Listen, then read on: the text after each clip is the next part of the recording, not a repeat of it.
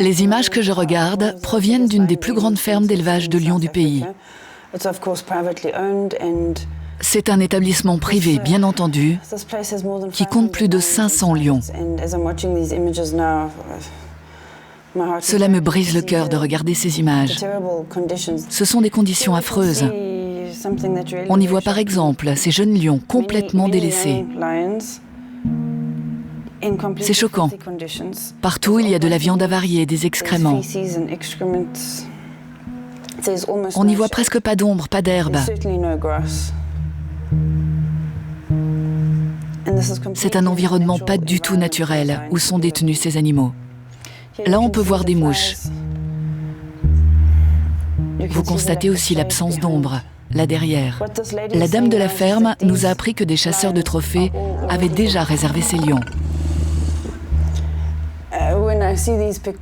Ces images me rendent furieuse et vraiment triste.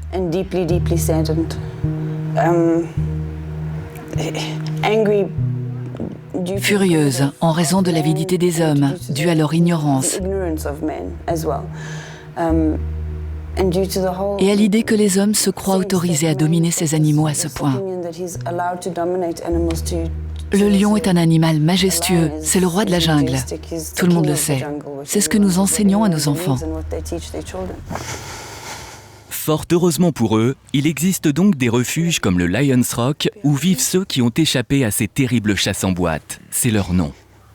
Des chasseurs fortunés sont prêts à débourser des dizaines de milliers d'euros pour s'offrir l'une de ces crinières. Tout le processus est soigneusement organisé.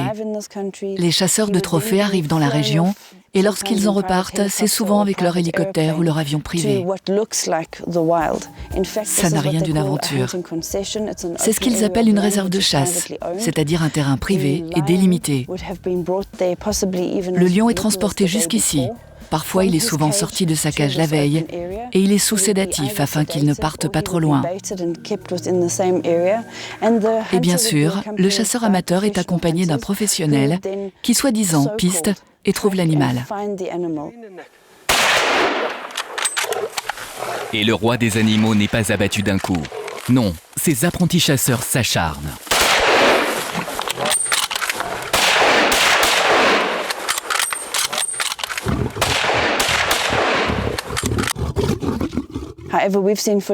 Imaginez, nous avons vu des chasses où même au bout de 11 ou 12 coups de feu, l'animal n'est toujours pas mort. Il souffre longuement avant que les chasseurs ne l'achèvent et se congratulent. Pour nous, c'est complètement inacceptable.